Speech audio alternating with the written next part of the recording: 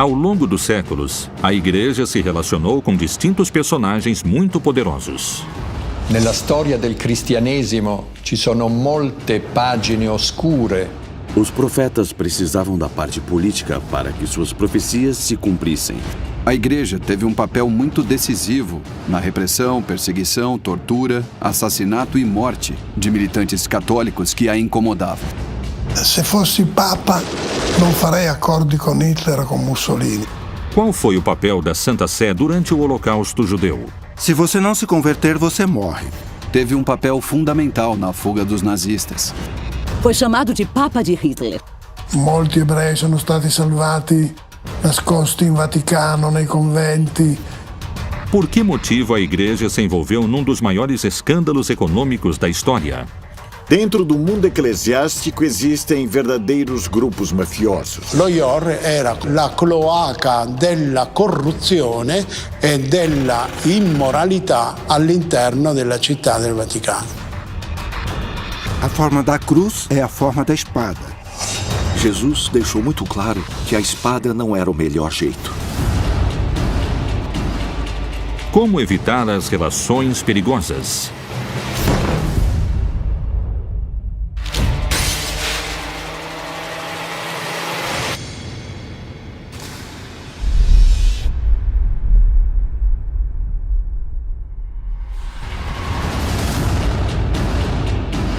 Ao longo de sua história, a Igreja manteve vínculos políticos e econômicos com diferentes líderes do mundo. O que aconteceu quando os governantes provocaram os acontecimentos mais sangrentos da história?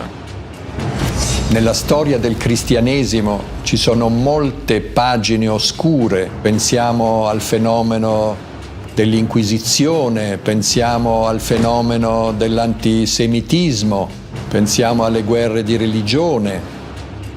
Pensiamo anche, in tempi recenti, all'appoggio che molti vescovi hanno dato ai regimi dittatoriali. No ano de 1922, o italiano Benito Mussolini assumiu o cargo de primeiro-ministro e permaneceu no poder durante 20 anos. Que lugar a Igreja deu a ele em seu projeto político? Qual foi a relação que ele estabeleceu com o Papa Pio XI? Será que Mussolini era um homem de fé? Ele não era muito praticante, porque ele vinha do socialismo e ele fundou um jornal. Era socialista. Esse jornal, na época, tinha uma militância socialista importante. Mas depois ele percebeu que a Igreja era um elemento central na Itália. E sem ela não seria possível e não poderia governar. Por que Mussolini precisou ficar perto da Igreja Católica? Quais benefícios trouxe o Tratado de Latrão? Vaticano é o nome de uma das 7 colinas tradicionais de Roma. O Estado do Vaticano nasceu em 1929 no Tratado do Papa Pio XI com o regime de Mussolini. Obviamente, a aliança entre o religioso e o político é o que permite que se realize tudo o que os hierarcas das religiões e das igrejas dizem. E por isso é uma aliança inevitável. Houve uma indenização econômica muito importante. Em troca dessa indenização, a Igreja deu a Mussolini o apoio político. A Igreja não podia opinar na política. E também lhe deu o patronato. Ou seja, a Igreja apresentava a Mussolini alguns candidatos episcopais e Mussolini podia escolher quem seria o bispo de cada uma das regiões da Itália e, claro, também de Roma. Questo che mi scandalizza è tuttavia spesso comprensibile con la prudenza umana che cerca di evitare scontri troppo duri con i regimi politici esistenti. Se fossi Papa non farei accordi con Hitler o con Mussolini, per esempio, ma tuttavia non mi sento di condannarli così duramente perché ci sono delle circostanze che limitano la colpevolezza di questa loro scelta. Quais foram as consequências do Tratado de Latrão? A consequência foi que Mussolini ganhou um apoio muito poderoso. Era uma questão muito poderosa sobre o poder terreno e o poder espiritual da Igreja. Ninguém o incomodaria e ninguém o questionaria. A Igreja foi uma parte importante do esquema de poder do fascismo. O regime fascista foi um regime muito importante, porque foi o grande mestre de Hitler. Por que muitos historiadores atribuem à Igreja Católica a origem do antissemitismo? Do ponto de vista cristão, segundo o Novo Testamento, os judeus eram deicidas, eram assassinos de Deus. As igrejas cristãs, todas elas, levaram o ódio aos judeus a todos os cantos da terra, inclusive a lugares onde não existiam judeus. Ao longo de toda a história, as igrejas falavam, principalmente na Páscoa, que Deus é amor. Deus encarnou no seu Filho, Jesus, que foi crucificado.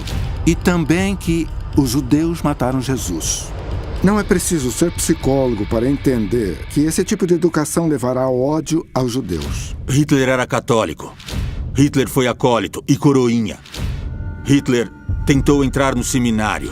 Hitler queria ser um sacerdote católico.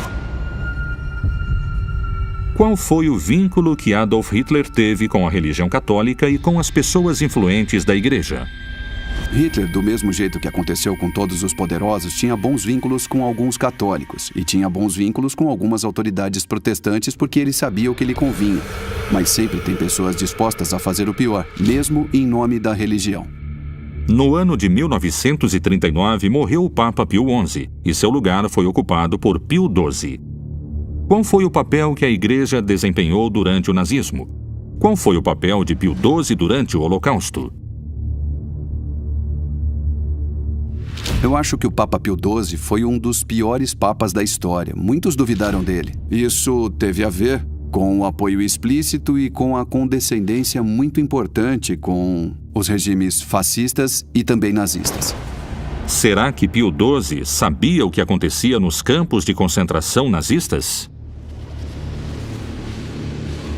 Havia dois problemas. O primeiro era que a Igreja Católica tinha a estratégia de aceitar as piores condições para poder continuar com seu trabalho pensando a longo prazo. Por esse motivo, se assinou o tratado que praticamente se comprometia, que subordinava a Igreja Católica ao Terceiro Reich. Isso era muito claro. Ele deve ter sabido que tinha campos de concentração e, bom, ele era testemunha das coisas que faziam com o povo judeu.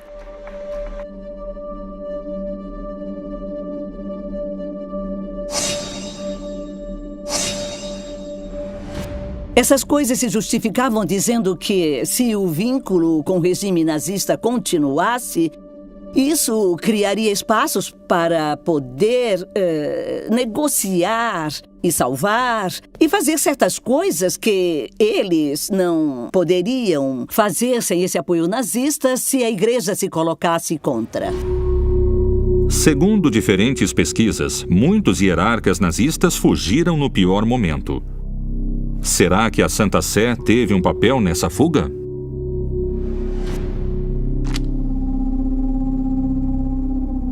A igreja teve um papel fundamental na fuga dos nazistas. Isso aconteceu nos anos 1943, 44 e principalmente 45. Os principais hierarcas do nazismo conseguiram fugir com a ajuda da Cruz Vermelha, da CIA, de uma parte da inteligência britânica e principalmente com a ajuda do Vaticano. Ele os escondia, os enviava a Portugal, a Espanha, também a Argentina, ao Brasil, ao Paraguai e ao Chile. E, claro, aos Estados Unidos, mas não se fala muito sobre isso. Havia pessoas que chegaram a países da América do Sul com passaportes do Vaticano. Essas pessoas eram criminosos de guerra nazistas ou pessoas comprometidas com o nazismo, e todas chegavam com passaportes do Vaticano. As pessoas têm que tomar muito cuidado e ser muito transparentes quando existem acordos escritos ou convênios com os governos, porque a história não nos deixa esquecer. E temos que lembrar a experiência do vínculo da Igreja Cattolica com o nazismo. Le cose che mi scandalizzano di più talvolta nella storia dei papi è il fatto che certi papi sono stati troppo amici di dittatori, capi di Stato sanguinari. É necessário manter uma certa distância, porque, de alguma forma, uma grande aproximação com os poderes políticos pode provocar a corrupção. Faz com que as tentações da corrupção se façam presentes. Será que a Igreja podia ter intervindo mais durante o nazismo? Ou ela fez tudo o que podia? O Papa Pio XII chegou a ser chamado de Papa de Hitler porque se percebe que ele não foi suficientemente capaz de enfrentar de uma forma mais rigorosa o nazismo. O Papa, como figura representativa da Igreja Católica, estava em Roma. Roma estava dentro da área controlada pelos alemães. E, obviamente, ele tentou dirigir tudo da forma mais diplomática possível. O Papa Pio XII atualmente está participando de uma espécie de juízo histórico. Tem livros que estão a favor dele, a favor do Papa que defendeu os judeus, do que esteve contra Hitler. Outros livros estão contra. Por se tratar de uma guerra, as istituições não podem ser contra ou a favor. Forse la Chiesa avrebbe potuto fare di più, perché essendo un ente multinazionale così diffuso nel mondo, forse avrebbe potuto esercitare un'autorità più franca contro Hitler, contro il nazismo. Non l'ha fatto.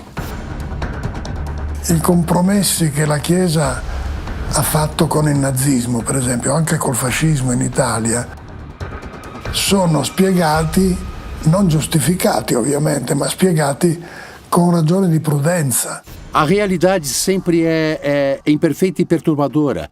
É necessário aceitar que houve ambiguidade por parte da Igreja. Eu não questionaria Pio XII por ele ter adotado certos detalhes, certas aberturas ou certos discursos. Não podemos ser tão contundentes no juízo histórico. Será que toda a instituição eclesiástica teve a mesma atitude prudente?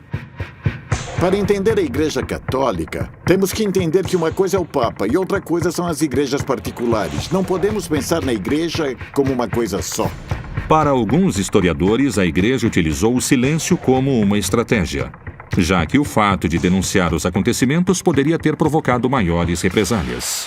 Se essas coisas se tornassem públicas, podia acontecer, e de fato aconteceu, eles agiriam com mais represálias nos campos de concentração. Avendo da fare con un regime duro come quello di Hitler, avevano ragione di aver paura, per esempio.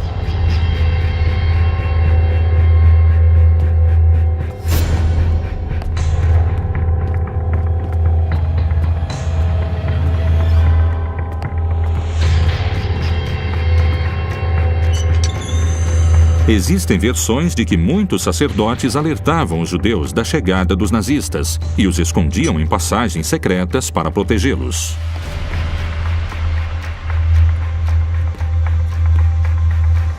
Durante tutto il periodo nazista, molti ebrei sono stati salvati, nascosti in Vaticano, nei conventi.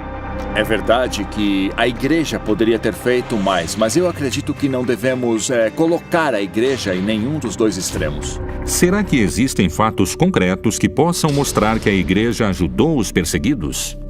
A Igreja Católica Polonesa estava contra os nazistas e participou da resistência. Aconteceu essa mesma coisa com outros setores da Igreja Católica. Se si va a Gerusalemme, al cimitero ebraico, alla celebrazione dell'Olocausto, eccetera, ci sono dei giusti cristiani cattolici che hanno aiutato gli ebrei.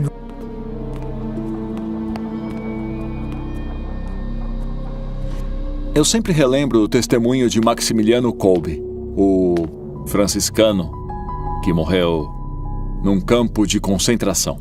O que Maximiliano Kolbe fez? Quando uma pessoa do campo de concentração fugia, como castigo, 10 homens deveriam morrer. Naquele grupo estava um pai de família. Maximiliano Kolbe pediu ao soldado para tomar o lugar desse homem porque ele era um homem casado com filhos. O soldado aceitou o pedido e Maximiliano Kolbe tomou o lugar do homem. Il concetto di carità che la Chiesa ha sempre cercato di praticare, che molti ecclesiastici, molti credenti hanno sempre cercato di praticare, ha limitato anche i danni dei compromessi. Distintas vozes se levantam a favor e contra o papel que a Igreja desempenhou durante a Segunda Guerra Mundial. Mas a igreja não foi só questionada por culpa desses acontecimentos. Quais foram os vínculos da igreja com o poder econômico? Quais relações perigosas colocaram em xeque a estabilidade da Cúria Romana? Como é que as máfias condicionam o trabalho da igreja?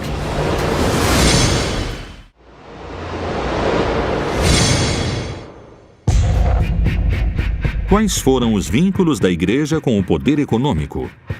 Quais relações perigosas colocaram em xeque a estabilidade da Cúria Romana? Como é que as máfias condicionam o trabalho da igreja? A Santa Sé estabeleceu vínculos políticos complexos ao longo de sua história. Mas o que aconteceu com o poder econômico? Será que a Santa Sé consegue ficar afastada dele? A religião sempre vai influenciar o poder e o poder sempre vai influenciar a religião. Ambos estão ligados. E os profetas sempre precisaram da parte política para fazer com que suas profecias se cumprissem. De que forma a Cúria pode evitar os casos de corrupção que podem acontecer no seu interior? Dentro do mundo eclesiástico existem verdadeiros grupos mafiosos. E esses grupos mafiosos estão ligados com a lavagem de dinheiro e com verdadeiros delinquentes. É preciso entender que, por um lado, existem máfias e, por outro lado, gente decente. Essas pessoas decentes sentem que elas têm um compromisso, um desejo de resgatar a igreja desses mafiosos. No começo do pontificado do Papa João Paulo I, aconteceu um dos escândalos financeiros mais estrondosos da história. È un fatto che la Chiesa abbia avuto interessi enormi sia nel Banco Ambrosiano con Calvi sia nella banca di Sindona e che per fare soldi si sia alleata con personaggi che avevano affari con la mafia. Michele Sindona foi um comerciante que estabeleceu relações com alguns membros do Vaticano. A partir desse momento, ele ficou conhecido como Banqueiro de Deus. Sindona fonda una banca, la Banca Privata Finanziaria, e in questa banca, grazie ai suoi rapporti con il cardinale Montini, che poi diventerà Papa Paolo VI, riesce a far entrare anche lo IOR, sia pezzi della mafia siciliana, sia pezzi della mafia americana. O que a igreja pode fazer com as pessoas influentes da máfia que estão infiltrados na instituição? Quais foram as consequências quando o Papa resolveu intervir? A realidade é que, diante dos escândalos econômicos, o Papa conseguiu fazer pouca coisa. Se ele tivesse feito mais, provavelmente não estaria mais entre a gente. Há muitas histórias sobre esse tipo de acontecimento. Eu me lembro de Albino Luciani, que tentou fazer isso e só durou 33 dias. Seu nome era João Paulo I, o patriarca de Veneza. Conhece-se muito pouco sobre João Paulo I. Sabemos que ele tentou instaurar essa concepção cristã de se desapegar dos bens materiais. Ele quis vender alguns bens da igreja para ajudar os pobres do mundo e também questionou o instrumento financeiro do Vaticano, que incluía o Banco Ambrosiano, por exemplo. Nesse banco, onde existia uma verdadeira máfia liderada por banqueiros como Roberto Calvi, e era muito próxima de personagens da loja Propaganda 2. Nessa máfia também estava Gladio, que eram todos grupos de direita, que eram uma espécie de subsistência do fascismo da pós-guerra.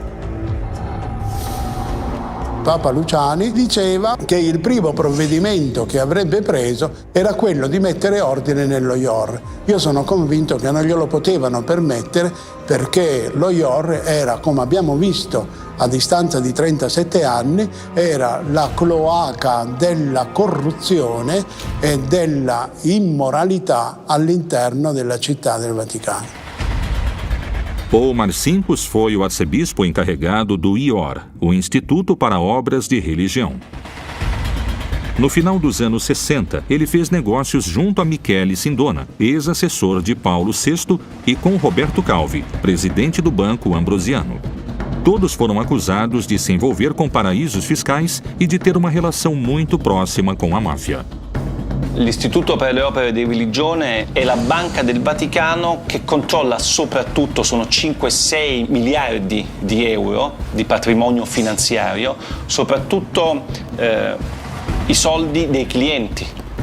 della banca. I clienti sono sacerdoti, congregazioni religiose italiane e di tutto il mondo. E il Papa Luciani, che è andato a supplicare Paolo VI, e Paolo VI lo mandò da Marcinkus, e Marcinkus, tenendolo in piedi, mentre gli rispondeva scrivendo, gli disse: caro cardinale, caro patriarca, qui noi non facciamo beneficenza, qui facciamo affari. Era il presidente dello IOR. Il problema è che lo IOR nel corso dei decenni è finito in tantissimi scandali, perché all'interno dello IOR hanno riciclato denaro i mafiosi, hanno riciclato denaro politici, imprenditori, tutte persone che non avevano alcun diritto, secondo le leggi del Vaticano, di avere i soldi allo IOR. Monsignor Marcinkus, che all'epoca era il capo dello IOR, perché Marcinkus aveva comprato con il Banco Ambrosiano di Calvi, aveva comprato tutte le banche popolari venete, che erano quelle che finanziavano i piccoli imprenditori, le imprese di famiglia, i contadini, i pescatori, che dava dei prestiti basati sulla parola. Eliminando questo circuito, diciamo, di base, creò la premessa per la rovina dell'economia veneta. Incredibilmente, per 20 anni lo IOR è stato in mano a personaggi che per fare affari, diciamo, non rispettavano, se ne fregavano delle parole del Vangelo. A un certo punto questa cavalcata si interrompe quando si scopre che la banca di Sindona ha dei rossi spaventosi. Alguns dos protagonistas desse escândalo morreram de formas que levantaram suspeitas. Michele Sindona foi envenenado. Roberto Calvi foi encontrado morto embaixo de uma ponte na cidade de Londres. La figura di Papa Luciani, Papa Giovanni Paolo I, è da una parte un mistero, dall'altro un errore della storia. Questo Papa, che era abbastanza, come dire, malato, ma era deciso ad intervenire sullo IOR, a mio parere è stato ucciso. È chiaro che quello che in quei 33 giorni Giovanni Paolo I ha detto, ossia di voler fare una trasparenza maggiore sull'istituto delle opere di religione, in cui il dominus assoluto era Marcinkus, ricordiamolo, ha fatto immaginare che qualcuno potesse non amarlo particolarmente. Da questo al fatto che Papa Luciani sia stato ucciso ce ne passa moltissimo. Ad oggi non ci sono prove per dire che ci sia stato un omicidio.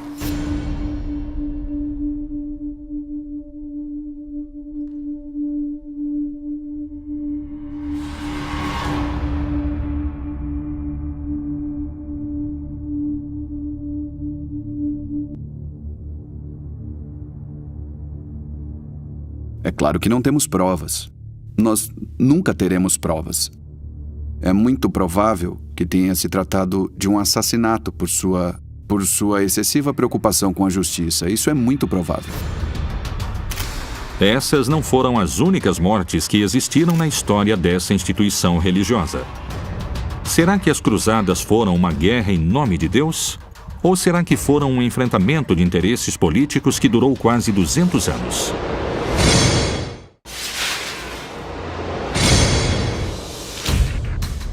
No século XI, se iniciaram oficialmente as Cruzadas, um dos episódios bélicos mais cruéis da história da Igreja. O que motivou que milhares de homens morressem em nome de Deus? As Cruzadas foram um movimento muito curioso. Alguns autores disseram que foram 11 cruzadas e outros disseram que foram 13 cruzadas, ou até mais. Esse é um movimento que surgiu com o desejo de salvar Jerusalém do ingresso de alguns grupos árabes a essa região. Oficialmente começaram com o chamado do Papa Urbano II, em 1905. Esse chamado foi para libertar a Terra Santa, Israel e a Palestina dos turcos seljúcidas que tinham se aproximado da região e que tinham criado um cataclisma em toda a região do corredor sírio-palestino. Depois esse movimento foi avançando tanto que se criou a ideia de que se uma pessoa não participasse da cruzada, não poderia se salvar tão facilmente. Essas expedições mudaram a vida cotidiana dos homens e mulheres da época. Teve outro surgimento que nasceu graças às cruzadas e foi o surgimento dos hospitais. Muitas pessoas não conseguiam continuar. Tinham que lutar contra outros grupos que encontravam. Por isso, vários grupos de mulheres emprestavam suas casas. Também surgiram as pousadas, como os hotéis para as pessoas descansarem quando precisassem. Não podemos achar que todas as cruzadas foram iguais. Se foram cruéis, foram guerras. Nas guerras se luta com armas e se mata pessoas. Uma das coisas mais impactantes das cruzadas foi a destruição das comunidades judias do reino com passagem das cruzadas. E as histórias são cruéis. Existem crônicas judias do século XI e XII, nos quais se narra que os judeus eram trancados em sinagogas e tacavam fogo neles. Ou que eles eram mortos, um de cada vez, com uma espada diante de suas famílias. E também na Palestina, os cruzados chegaram, então começaram uma guerra com os muçulmanos e os mataram como se mata numa guerra. Isto foi errado e foi muito cruel e depois criticam os muçulmanos. Como eram os homens que participavam das cruzadas? Por que decidiram entregar suas vidas numa guerra santa? Os homens que participaram das cruzadas e que chegaram vivos não tinham sido bons cristãos. Era melhor quando eles morriam nas cruzadas, porque eles tinham mais reconhecimento por parte da igreja e de Deus. Tem pessoas que falam que existiram cruzadas de crianças, onde as crianças eram obrigadas a fazer as mesmas coisas que esses homens faziam. Será que a fé incentivou uma das guerras mais escuras, sangrentas e longas da história da igreja? Será que a Guerra Santa foi uma cruzada política? Eles conseguiram conquistar Jerusalém. Apareceu o reino de Jerusalém, que é um reino cruzado, que tem um limite de duração. Depois foram expulsos e se transformaram em interlocutores da realidade cristã do Oriente, sem pretensão com os muçulmanos, até serem eliminados. Muitas vezes, as cruzadas foram interpretadas como uma marca de expansão da Europa feudal a outros territórios. Não estavam muito vinculadas a um fenômeno religioso como a recuperação da Terra Santa. Isto é, se você não se converter, você morre. Podemos dizer num nível metafórico e não metafórico que a forma da cruz é a forma da espada. E dessa forma, o cristianismo foi levado a todos os cantos do mundo. É muito importante lembrar que não foram guerras de religiões, foram guerras políticas. Mesmo que as cruzadas tivessem motivações religiosas. Apesar disso, essa guerra teve motivos políticos e de equilíbrio de poder, de ver quais eram as maiores potências no Mediterrâneo. Jesus foi muito claro quando disse que a espada não era forma de incentivar a religião. Ele mesmo morreu e deixou que o matassem. Então não pode existir uma razão religiosa cristã para fazer uma guerra. A Igreja Católica se manifesta contra as guerras e é a favor de dar amor. Porém, constantemente deve enfrentar críticas por seu papel e sobre sua falta de ação diante de grandes tragédias. A América Latina sofreu uma das ditaduras mais cruéis da história. Será que a instituição podia ter feito algo? Qual foi o papel do Papa Francisco durante a ditadura na Argentina?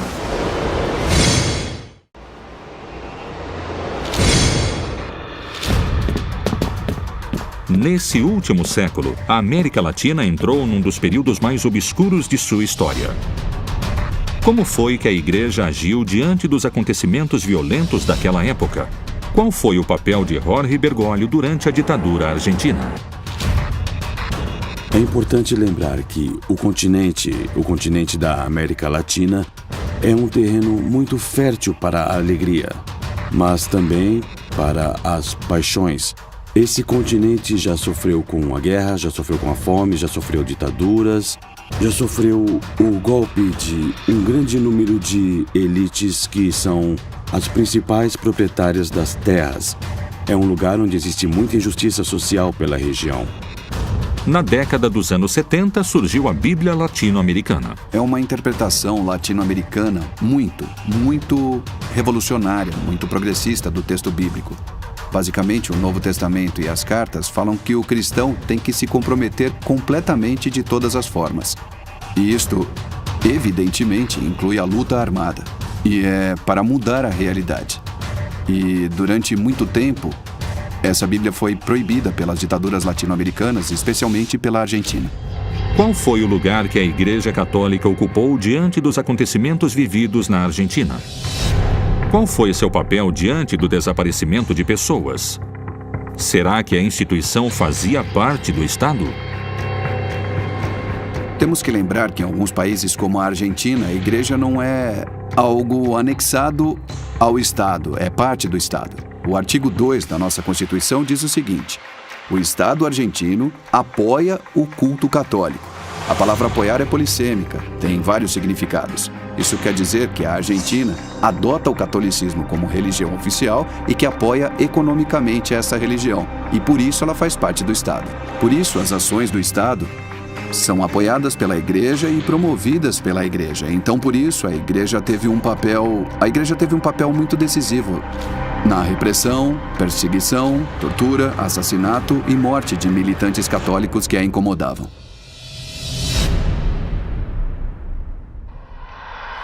No dia 13 de março de 2013, quando o cardeal Bergoglio se tornou o Papa Francisco, houve diversas reações em seu próprio país. Algumas pessoas acreditavam que ele tinha sido cúmplice da ditadura militar. Nell'Argentina, per esempio, Bergoglio faceva parte di una minoranza di vescovi che aiutavano i perseguitati politici, ma molti vescovi silenziosamente hanno appoggiato la dittatura in Argentina. Pouquíssimos sono stati apertamente contrari. Depois de um tempo, esses boatos se acalmaram. Inclusive, a figura de Francisco foi reconhecida como um dos poucos que ajudaram os perseguidos políticos. Porém, isso não incluía toda a Igreja argentina. Reconheceu-se publicamente sua participação na ditadura. E nel 2000 proprio il presidente della conferenza episcopale argentina, Monsignor Carlich, ha chiesto perdono perché c'è stato indulgenza verso il totalitarismo. Será que esse vínculo da Igreja com o poder político e econômico influenciou o afastamento dos fiéis? A Igreja Católica perdeu fiéis porque, em algum momento, em alguns países, se perdeu o contato com as pessoas. É porque a Igreja se juntou a poderes políticos, porque a Igreja só se importou com seus interesses e não com as necessidades das pessoas que estão sofrendo. A Igreja acabou excluindo pessoas, homens e mulheres que pensam de forma diferente. Um dos problemas que o catolicismo enfrentou nas últimas décadas é a diminuição do número de fiéis. Então, para muitas pessoas da Igreja, isso é algo muito doloroso. O mecanismo que eles utilizam para dominar os fiéis quase sempre é a ignorância. A ignorância tira o poder. O saber dá poder. Se os fiéis soubessem muitas coisas sobre a história da sua própria religião, se eles conhecessem a história da teologia, a história das igrejas, se eles soubessem o estrago que a violência e a culpa causam neles, então muitos deles deixariam de seguir as suas igrejas. Eu acho que a negação é um mecanismo que eles usam quando essas coisas vêm à tona. Será que a Igreja escutou as críticas dos seus opositores? Qual é a nova perspectiva que a Igreja inventou? Quais foram os gestos da Santa Sé depois do Holocausto? Qual foi o posicionamento da Igreja diante dos acontecimentos que colocaram em xeque a estabilidade da instituição? Será que a mensagem de Francisco foi o começo de uma tentativa de que muitos acontecimentos violentos não se repetissem? Será que ele vai conseguir evitar que a história se repita?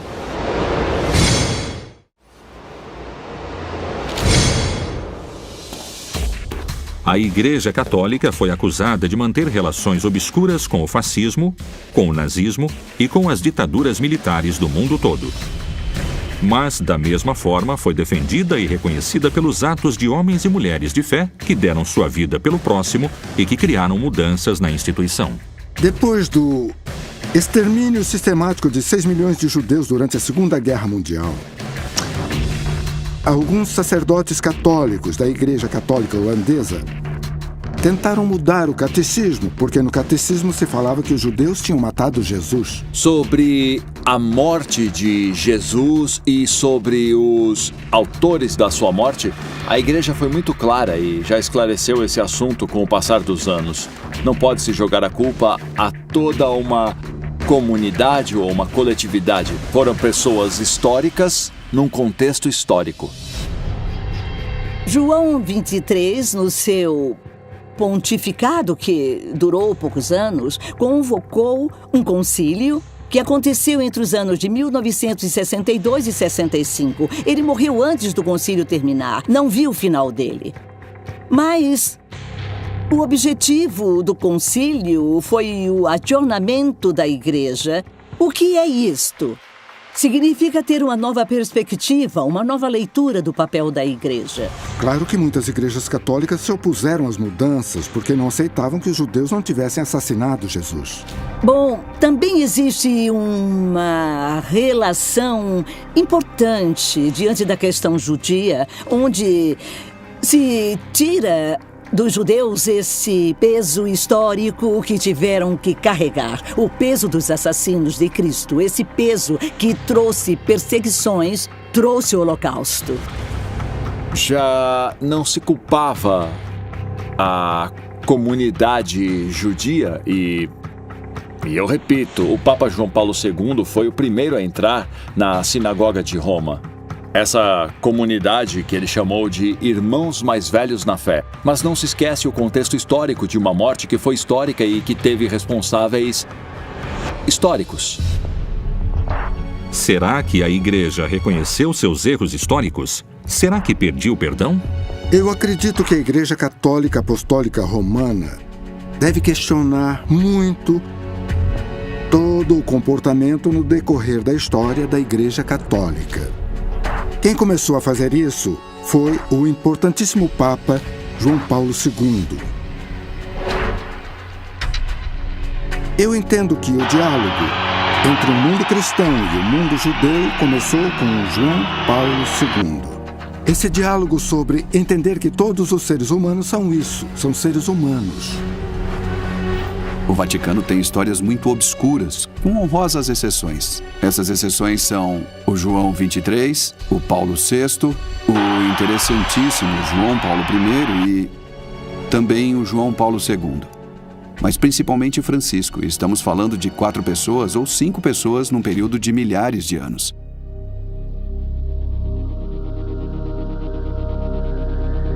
A crueldade não terminou em Auschwitz, em Birkenau, porque atualmente ainda tem pessoas sendo torturadas. Muitos prisioneiros são torturados. Isso é terrível. Eles vivem, me desculpe, mas como animais. Francesco stimola i credenti e soprattutto le strutture della Chiesa a capire il valore delle differenze, sia il valore anche del pluralismo del pensiero. Francesco sottolinea spesso che mai nella Chiesa bisogna usare il nome di Dio per motivi politici e condanna sistematicamente il fondamentalismo di qualsiasi religione che usa il nome di Dio per atti di violenza o di terrorismo. Eu acredito que nos últimos papados existiu uma atitude muito parecida, porque eles rejeitaram as ditaduras, rejeitaram o fascismo. Podemos ver em João Paulo II, em Bento XVI e no Papa Francisco um desejo de rejeitar todas essas coisas. Será que essas mudanças são possíveis? Quais obstáculos Francisco deverá enfrentar para evitar que aconteçam atos di violenza? Però oggi anche la situazione della Chiesa è frammentata in tutto il mondo e quindi dipende dalle singole nazioni dove semmai la Chiesa è compromessa con interessi politici o economici. E tomara que no Ocidente não resolvam criar guerras que não devam existir nunca mais, porque estaríamos vivendo um momento de enorme destruição humana, que consequentemente só vai nos levar, infelizmente, a tomar consciência por meio da dor. Hoje foi um dia muito especial. Todos nós aqui somos pecadores. Temos o peso de nossos pecados.